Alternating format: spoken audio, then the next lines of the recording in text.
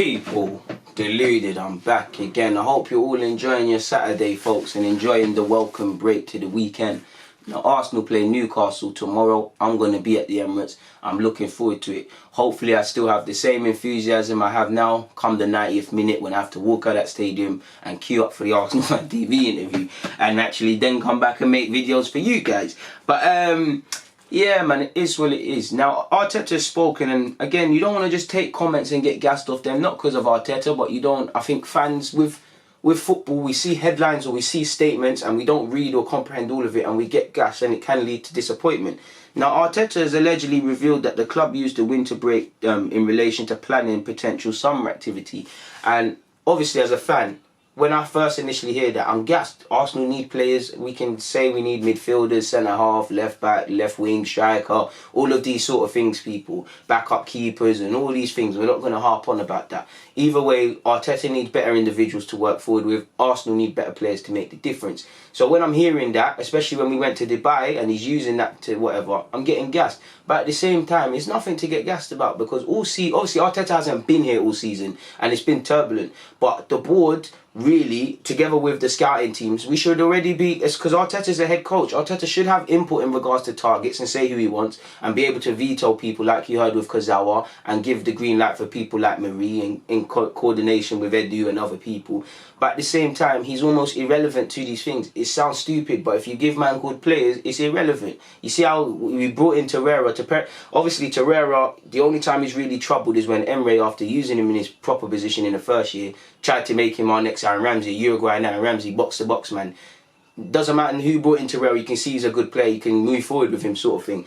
Saka, he come from the academy. Obviously, Emre wasn't really giving young players chances. He was bucking it to Saka. Since Arteta's come in, he's bust him. Lundberg rates him clearly. Do you get it? So it shouldn't really matter who brings in who. Obviously, football has changed. Arteta should have an input, but it shouldn't matter. Arteta should be irrelevant. What we should be doing all season is saying, all right, cool.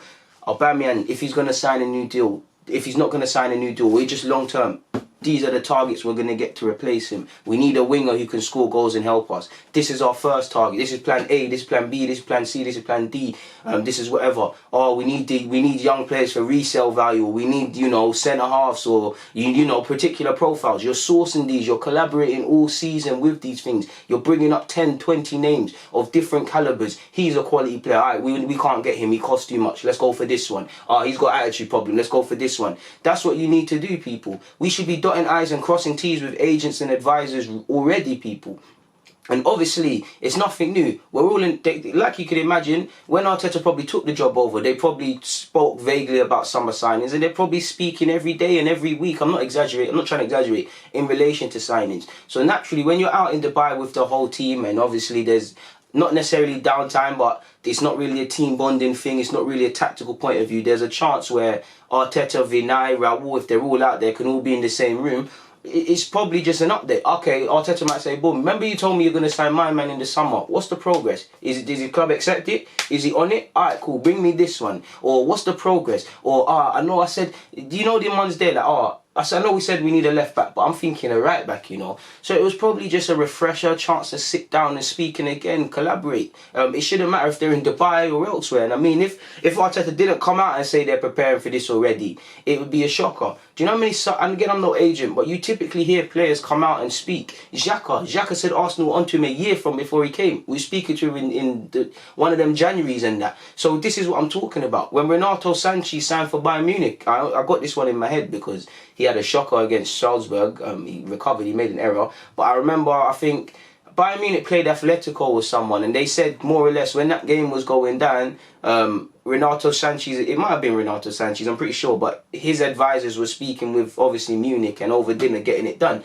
And this must have been like November, not January, November, December, November, October, them winter months where the Champions League games are, people. I'm not sure, I think it was group stages. I could be wrong in making this all up, but either way, the deal should be done from time ago, really and truly. And it's lovely to hear that. But the man himself has said, we have to plan and we need to know the direction we want to head in. And we need to bear in mind different scenarios. I have to tell the club what we need, where we think we can improve and where we want to end. And if in the end we all want the same thing, we put a plan together and execute it. and make the process as short as possible. And that's what it should be. We should have targets where if we, which I don't think we're going to do, maybe we're 5th place now up for grabs allegedly. Champions League, alright, cool, we're in the Champions League. Can we get this? Alright, cool. We're not getting Champions League, so we need to be smarter with our money. Can we do this? Because the way his club want us to structure his payments, we can go for that. Do you get it? And what I don't want to do is people sitting on their hands. And when I said summer transfer activity, I and a lot of you, we've all made the mistake. We're all focusing on incomings, and that's a lot of it's valid. And I don't want to sound like I'm beating a dead horse, because I keep saying this in a lot of it. But they're going to have to make a decision over Aubameyang, over Lacazette, over Ozil, over Mustafi, over David Luiz, over Socrates, over Saka, because his contract's up in 2021. As much, he needs to sign a new deal. Him and Aubameyang need to sign them deals, but their decisions need to be made all over the team, because there's a lot of uncertainty. Saka stays, for me, he's part of this club for the next 10 years, etc. He's part of the future. But based at face value, contract, uncertainty. Raul Sanllehi, the one thing I got gassed about what he said is when we knock, it's a different knock FC. But on a serious note, what really gassed me is he said last 2 years of players' contracts, we're not letting it run down. Obviously, as Arsenal fans, we're used to these dramas. So when we heard that, it felt like the Messiah was coming, like an end to the rain. The sunshine was coming to the rain. See, I'm getting gassed. Even the wind's getting gassed, people making noise. But we haven't seen that. We're seeing a top goal scorer, one of the best strikers in the world, let alone the league. It's crazy, people. And in terms of competencies, in terms of investments, it's suicide, really, from a club's perspective. So, yeah, we need to... Yeah, man, I'm fully behind that. I echo what he said. And, yeah, I agree with everything he said. In relation to Saka's contract, he has said... He's more or less touched on this already. And he has said, I am happy with how the young players are developing. Part of that development is to improve the contract and to tie them to the club. But that has to follow a natural process. We have Vinay, Raul, Edu and Haas who are in charge of that, and I'm sure we'll do the right thing. When players deserve to improve and extend their contracts. So we'll have to see what happens in relation to that. In relation to Dubai, he said, I wanted to get a few days in because the players have been through a lot in the past few months. After that, I wanted to reflect on what we've done together in the past 5 or 6 weeks, where we've improved, where we can be positive, and things we need to improve. It went really well. We set some targets, we started working on them, and hopefully we can see the outcome of them in the next few weeks. In relation to a couple players and injuries and whatnot, people, on Pablo Mari, he said more or less that he's not played since December. He's still a bit behind in fitness, and I think he's carrying a little issue. I'm paraphrasing. Apparently he's trained, but the earliest we can expect of him is Thursday in the Europa League. And I thought this Sunday we might see the partnership of them two, but it has to wait until Everton at least. On Cedric, he's not going to be available for a minute, and he has said, on Cedric, he said, he is very disappointed because when you join a new club, you want to make an impression straight away. He had an issue in his knee. It's not completely healed yet, and he hasn't been training with us, so I expect him to be back in the next couple of weeks, but I can't give you a date. So, boy, that is what it is in relation to that. You got to take of that what you will, people, and it wouldn't be Arsenal to sign players that are not fit. On Kieran Tierney, though, he said he's been training. His work ethic is incredible. I've been really impressed with him. So hopefully we can get him back soon, but we need to be a little bit patient with him. He's been making very good progress, but we need to wait for the bone and the attachment to the tendon to heal before he can make any contact. Apparently, you've heard that he's been out running, he's been doing ball work by himself, and you've heard that Arteta's been doing some tactical work with him. So hopefully, when his shoulder's finished and finished healing, and I expect to be back in mid-March or late March, March. Yeah, I said the right month, people. Yeah, he'll be back at some date in March. Hopefully, it's earlier than that. But what we need to do is just get it fully recovered, and hopefully his Arsenal career can really kick on. Because when he gets a bit of game time, he's been getting these niggling injuries and things, and it does harm you to a degree, people. Moving away from that. He spoke about Emre's comments. He said he hasn't read anything. He's never going to come out and speak about them. It's irrelevant. It's water for ducks back. Arteta is irrelevant to Emre and what Arsenal is doing right now. In relation to whether he's had to sacrifice attacking flair for defensive solidarity, he said, I don't think so. I think we have to generate some defensive stability, but not by defending deep. I don't like that. It's about defending high and pressing the opponent as much as possible. But the process, together as many times as possible in the most efficient way, has to be done properly.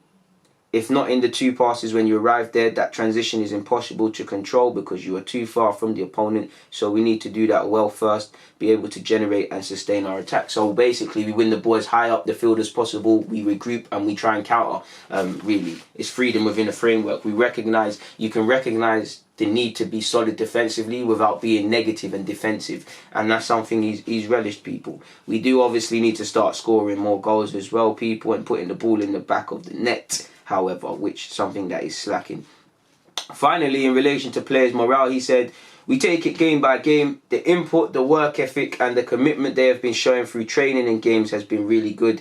They know how critical it's going to be in the next 3 or 4 weeks until the end of the season. They are very aware of that and they have a good mindset towards that. They are very highly motivated. Apologies for butchering that. But what you want to take away from that is that, first and foremost, like I've said in previous vids, they forgive themselves for the season we've had so far. We cannot go back in time. But you look at the Premier League games we have to face. We've got to go to, in no order, we've got to go to White Hart Lane and play Spurs. I know they've got a new ground. We've got to play Thingy. We've got to play Liverpool at home. We've got to go to Brighton away. We've got to go to St Mary's. We've got to go Wolves. We've got to welcome Leicester.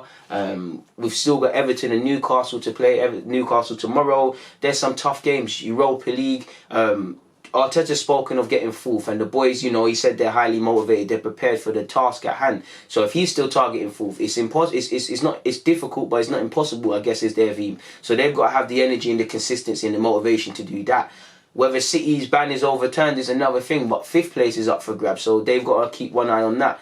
Regardless of the domestics and the games we have to play, it might be something where some of our fans are saying, forget that, it's Europa League. Is Arteta the tactical man to guide us through the Europa League? Are the teams street smart enough? These are question marks they have to answer. But you get it, for me, I don't feel there's anything to play for in this season, but there is still things to play for. I want the club to fully be behind Arteta in his quest, in which I don't think it's going to happen, of finishing 4th, because for me that means we can try and finish in the most respectable way we can, the most respectable standard. Just because I feel the season's done, cause we're rubbish out here and whatnot, doesn't mean we should just lie on our backs and be resigned to getting smacked up all and down the country. Let's improve, let's score goals, let's improve defensively, let's allow Arteta to implement what he needs to implement. Let's try and do what we can in the Europa League. 4th is difficult, but it's not impossible. It's impossible to me, but I'm not part of the Arsenal squad and I'm not Arteta. If they believe in it, then they shouldn't matter. Obviously, as an Arsenal fan, if other people feel like this, they would be a bit hurt, but they should try and convince the non-believers into believers through their performances. They need to go on a run of games. They've had time to chill off in Dubai. It's now time to get things started. So you've almost got 3 chances to get Champions League football, based on the logic that it's difficult, but they're still targeting top 4. 5th is up for grabs, and obviously you've got the Europa. I don't think we're getting any Champions League regardless of this. I think City probably will get that overturned. Hopefully they don't, so we can get in there. But who knows, man? It's down to the boys. It's just down to them. As simple as football is, you need to win games. You win games, people shut up. You win games, you get good things happen to you. That's how fickle football is, people. But I've been here long enough. I need to get out of it. On that note, though, people, as always, it's a pleasure speaking with you guys. But for now, I need to get out of it. DG.